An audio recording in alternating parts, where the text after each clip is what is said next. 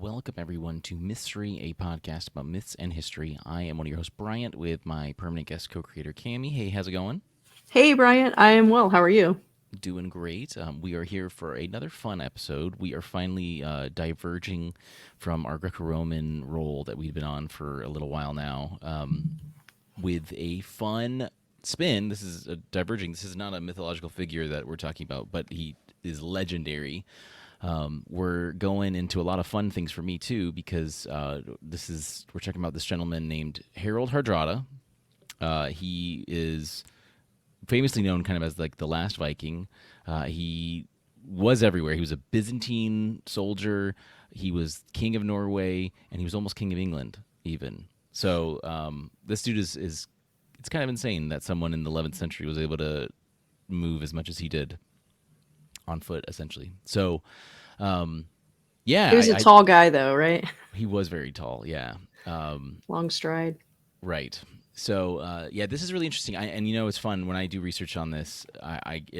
It's like people also look for, and it shows other Vikings that were very famous, and it usually will show the TV actors from like all the new Viking shows.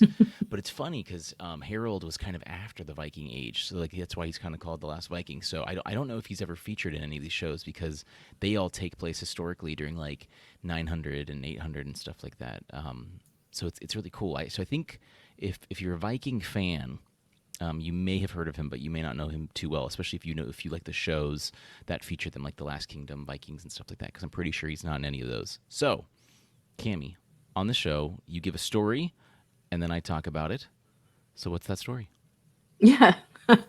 So I used Gutenberg.org, and it was the Heimskringla, or the Chronicle of the Kings of Norway by Snorri Sturluson.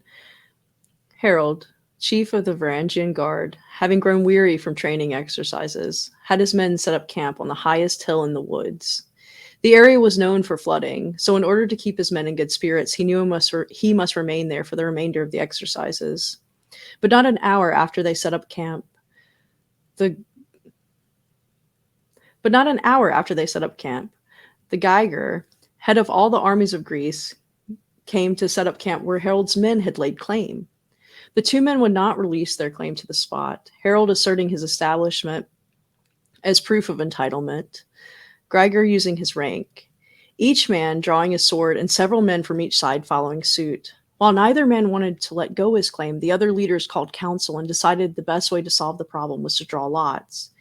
Each man would put a mark on a die and toss it into a box. Then the designated man would pick up a die, and the die which held the mark of either man would entitle them to not only the spot, but also who had first right to sail, first right to ride, and first right to dock their ships. And so each man began to mark their die. But Harold hesitated. He demanded to see the image drawn by Geiger, so that his own image would be different. Geiger agreed, and Harold quickly drew his image and tossed his die into the box. The man who held the box then drew the lot, and as he was holding it, declared its worth and meaning. Harold grabbed him by his hand and pried the die from him and then threw it into the sea. Geiger protested and said that Harold threw his lot into the sea, but Harold pointed to the box and said, "I tossed our lot. Yours remains there." And sure enough, the lot every man saw the Geiger draw remained in the box. So then Harold was declared the victor, and no man was to question him or his actions but the Empress herself. Oh, you conniving son of a gun! That is like all the stories.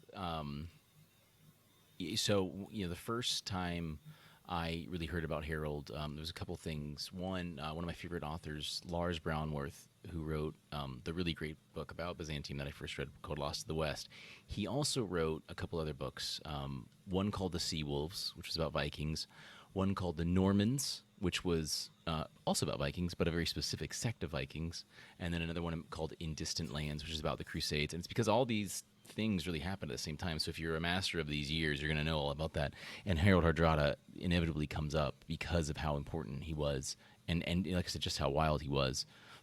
So yeah, in your story, Harold was a part of this elite group of Byzantine troops called the Varangian Guard, and this was established by one of the most badass emperors, Basil II, in the year 988. So he, the Eastern Roman Empire. That's what we are talking about. Western Rome's not doing so hot. It's city states, but the Eastern Constantinople's doing great. And but Basil was kind of struggling, and so he decided to marry off his sister to this essentially this horrible like pre-Russian called the Rus Viking.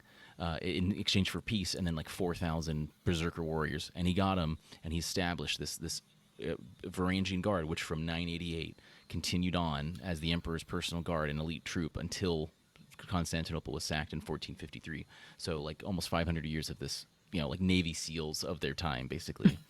And they were straight, they were wicked, they were scary, and Harold was born in 1015. He was the half brother of King Olaf Haraldsson, who was Saint Olaf, who helped Christianize Norway. And that's one crazy thing too. Like I said, when you watch these old Viking things, it's like to Odin and paganism. Blah. Harold and these guys were Christian. Like the Christianity was pretty much set in stone, especially in these areas. For in a lot of ways, maybe not with the common folk, but if you served in the Byzantine Guard, you like had to be Christian. I mean, that's the Eastern Orthodoxy was super important. So Harold, he was a Christian as much as he could be, but so he was the half brother of King Olaf, Saint Olaf. He was like of like somewhat high birth, but he needed to make a name for himself. He went to what's called the Kievan Rus. This is this like Slavic area near Constantinople. On there, I think they're eastern side or western, the western side. But it's very barbaric in a way, and I mean they're forming these groups, but they're still kind of like formulating. They're not quite as fancy and together as the Eastern Roman Empire.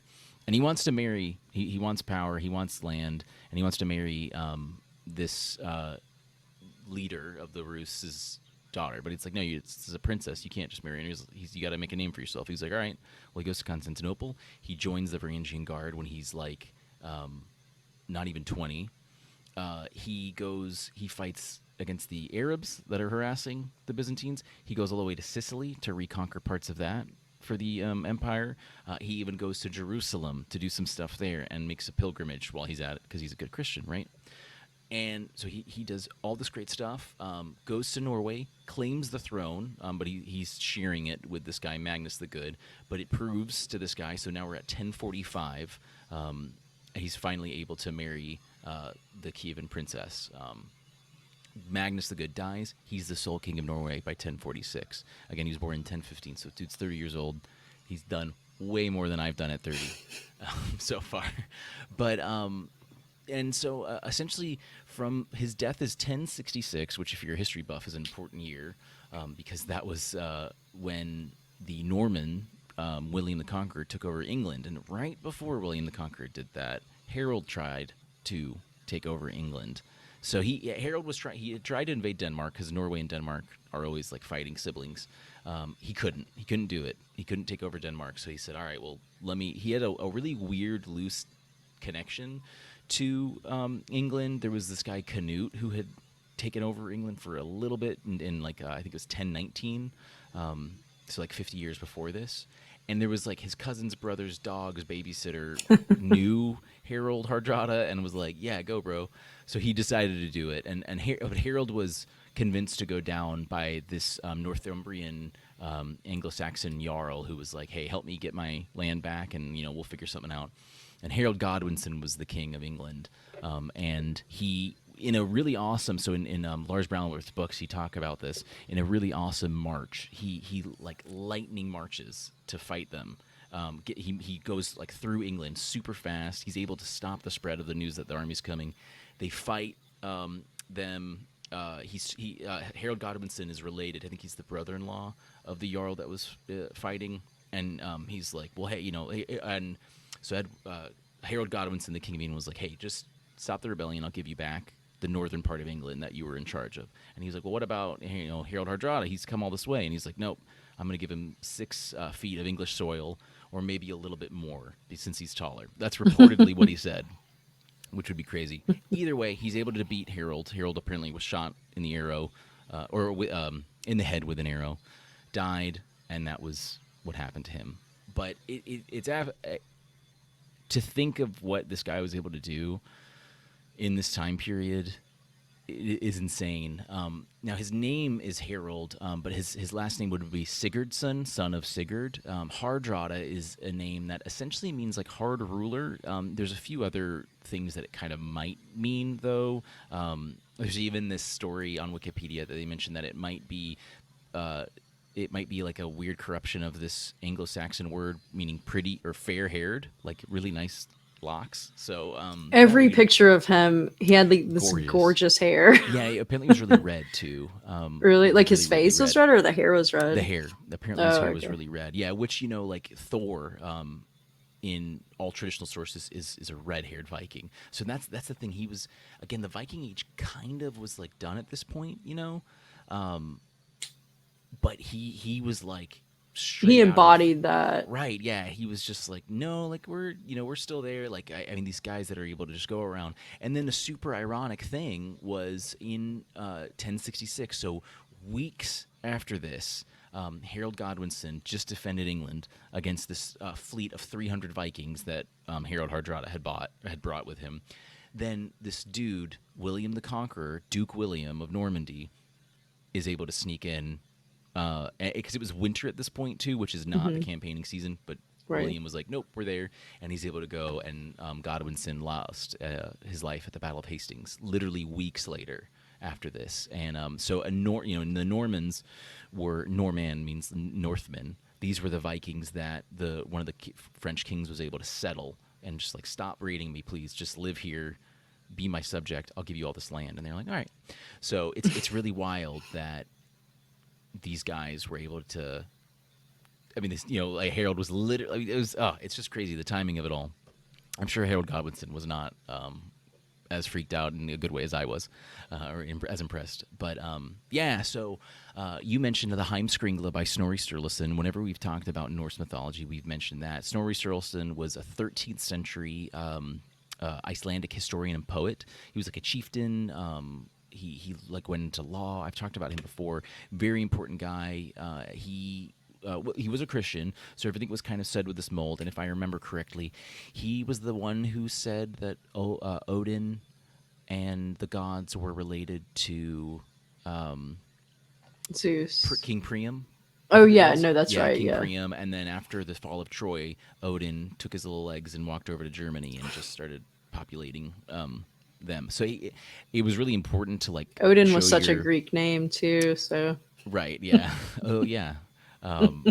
But so yeah, Snorri Sturluson, like a lot of these dudes were trying to make connections to both like Christianity and ancient Greece and like make it all copacetic.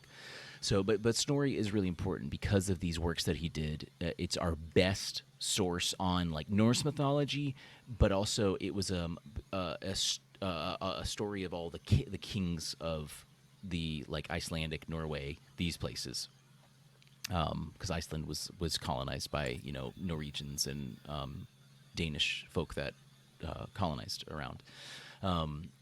But so that's another early one, or that's one of the earliest ones. The Orkneyinga saga was written by an unknown author, but it was also in the 13th century. It tells the story of the Earls of Orkney, including Harold Hardrada's time as the Earl of Orkney. So that was another source. I didn't really know too much about this. It's just one of the sources that was in there. A source I'm very familiar with, though, is the Anglo-Saxon Chronicle. This actually is the earliest source. So we've mentioned this before, too, in the past. This is the collection of English chronicles that was written in the 11th and 12th centuries. So everything we know about Alfred the Great, who the Vikings did give him a hard time, this is... this chronicle, every Viking show we know and love, in the Last Kingdom series, all that, it exists because of the Anglo-Saxon Chronicle. This is one of the best things about it, and it contains an account of Harold Hardrada's invasion of England in 1066, which I think it's mostly like a tapestry with writing, I think. I've seen like images of it, and I know it's like part of a tapestry, if I remember right. There's also the Gesta Danorum by Saxo Grammaticus. This is a Danish history written in the 12th century by Saxo Grammaticus. It contains an account of Harald Hardrada's time in the Byzantine Varangian Guard. So Saxo Grammaticus was a Danish historian. He was a theologian and author. Kind of makes sense if he's obviously like got a Latinized name, that the Byzantine world would be so important to him because of the orbit of Christianity, either the Catholic or the Orthodox. The schism was there. They weren't, the Pope, and the Emperor weren't best friends, but it's pretty cool. And Saxo Grammaticus was just a really important figure. His works would go on to inspire Hamlet by Shakespeare. Shakespeare would be inspired by his works because it would reference certain things that Hamlet used. So one thing, but Britannica was another source I used, and it mentioned that he went from Sicily to Bulgaria. He made the pilgrimage to Jerusalem, and the Byzantine emperor of the time was Michael IV, and both Byzantine and Norse medieval historians had mentioned his time in the Varangian Guard. So it's really cool. The Varangian Guard itself is just a really cool thing. Mostly, it was almost exclusively only had foreigners in it. It was really weird, and it had its own quarter, and in Constantinople, I believe, in Constantinople itself, or at least one of the surrounding cities, you can see runes that were like inscribed in the old architecture, and it says stuff like Rorik was here, and stuff like that. So it's really, really cool. These guys were intense. So yeah, I love it. Harald Hardrada, another thing I saw him in recently, which was really cool, or that I know him from, is the Civilization 6 video game. Oh Civilization yeah. 6. He is representative of Norway, but it was really cool. They have done, even though that game came out like 7 years ago, they've been doing updates for it. Mm-hmm. And one thing they would do is add updates that would give you like alternate rulers. So they would give you like Genghis Khan, ruler of the Mongols, but then they did a Kublai Khan, his grandson, king of the Mongols, but then they did Kublai Khan, like ruler of the Chinese, and it's the same like leader, but they give you different abilities, because it's like a board game online, blah blah blah. And so they did a recent update called the Conquerors of England, or Rulers of England, and they did a Varangian Guard Harald Hardrada, where they gave him classic Varangian armor before he was like looking like a Viking, but they gave him classic Varangian armor, and he had different bonuses, different skill attributes and stuff like that. Like when you play as him in Norway, he gets a lot of sailing bonuses and raiding bonuses, obviously as a Viking, but the other one, he gets some like military like levying things, because the especially at this time, the Byzantine Empire basically bought a bunch of mercenaries on top of it. So yeah, Harald Hardrada he's featured in a few things, like content wise, but I think he's sort of criminally underlooked, and I just want to say, because I mean, if this dude if he was the one that like fought England during Alfred the Great's time, like literally 50 years or 100 years before he was born, I mean, I can't imagine how the world would look now if Harald Hardrada was one of the guys that was there, because he was just one of the best. It's wild. So another thing too, my final thing. So his body was like preserved, and eventually it was moved back to Norway, and has been reinterred.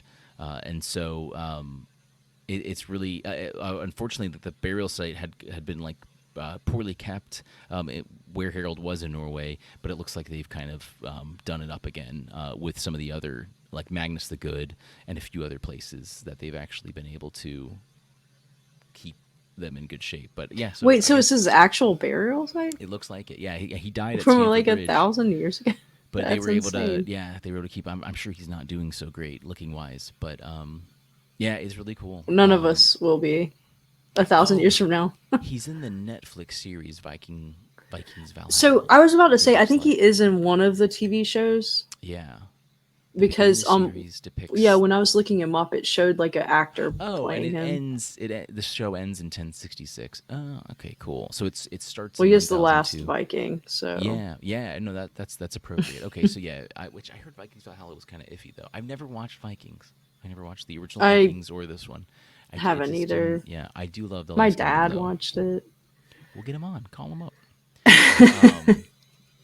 but yes, so if I'd be really, if anyone has seen it, I'd love to hear what you think about Harold as a character, if he lives up to how awesome he is. So that's about all I've got on the subject, though. Cammy, did you want to add anything else today? I do want to add that if you are interested in some more stories, I didn't tell them, Bryant did, but there was a Two Truths and a Lie episode where he told two Yes. stories about Harold Yes, I Hardrada. used him a long time ago, which I was inspired by Lars Brownworth's topic on him. It's so funny too. I think it's the book. Was it? It was the book on Byzantium or the book on the Vikings. Lars Brownworth goes on a tangent. It's totally like a non sequitur, but he's just like, I gotta dedicate like 5 or 6 pages to this guy real fast, like because he has to mention him for something, but he's like, Sure.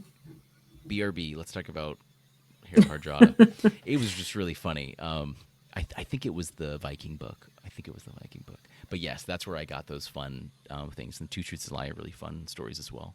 It's crazy. So my last thing. So yeah, I mentioned a good bit of my sources here. A lot of the regulars. There was a couple others that I used. Hold on, I accidentally backed out. And I want to followthevikings.com was a fun one that I had. Britannica, of course, Wikipedia. It's really cool to see some like official like Norway.net and stuff will have stuff about him because he's such a character. It's like Vlad in Transylvania. I feel like as a hero, a local hero. And one thing I'll mention too, AI is really big, so hot right now in the news. Google has an AI that's experimental called Bard, as in the Bard Shakespeare, and I got invited to it a while back, and I mainly used it. I just kind of played around with it as like a chat bot, or maybe think of recipes or something like that. But I was like, I need to create a timeline. What I'll do when I make my notes is, I kind of like to create a timeline of these things, and then just kind of spout out some info and look up the primary sources. And so just to be transparent, I said, Bard, can you make me a timeline of Harold Hardrada's life? And voila. So and it sources Wikipedia and stuff like that. And then I asked for all of the sources, the primary sources, what I mentioned or asked for, and it was able to tell me the Anglo-Saxon Chronicle, which I was aware of, the Heimskringla, but then I didn't know about the Orkneyinga saga. And I had heard of Saxo Grammaticus, but I didn't know that he was mentioned in the Gesta Danorum, which was written by him. So anyway, just for transparency, some of it was my sources were organized by AI, and it helped me look up. But I'm not. Cammy's story was from her own brain, as Right. through the Not works AI. of Snorri Sturluson. Yeah, so it was really fun. It helped make. It's sometimes I'm afraid I'm missing content, and I still might be, but it made me feel nice, and also I don't have any grammatical errors. One complaint that I always have is like, where can I find the? So I might even know a story just from existing Yeah. in the human realm or whatever, and I'll just be like, I just need the source for this so I can actually see what the real story is. And Yeah. sometimes it's really hard to find that source, and you can maybe the source even, but it's really hard to actually find like a written Concise down version of it. right. Yeah, Yeah. so that In I have English. access to. So Yeah. I can't wait to start Yeah. using that So just to I, see. as a further disclaimer, and I'll make sure I'll put this in the show notes and stuff. But yeah, we're gonna utilize AI just like we utilize all 9 tools, but it won't create our content for us necessarily. No. We will be creating content. It's just gonna help us out a little bit. So I think that covers it. Now I really want to go play Civ 6 and start a game, and then get bored after a couple days, but not before I sack someone as Norway. All I'll turn right. it on and not understand it if you Yeah, want. it's a little tricky. It's one of the easiest ones to get into, though. If you want, it's worth playing. But excellent. Well, Cammy, thanks for joining on your show again. Always a pleasure to have Thank you, you on your Bryant, for show. hosting your Yeah. show. If you have any suggestions, mythstorie.net will take you to our website. You can see everything. Hit me or Cammy up on Facebook. Email us as well, mythstorie with an IE at gmail.com. I didn't have any of our banners up or anything. I just realized all our brand stuff. Hold on. Oh, that's right. No, I can't do it. Yeah, I feel like the brand thing Never is mind. like, I thought I used to have something. Anywho, thanks for joining us, everyone. We will see you next time.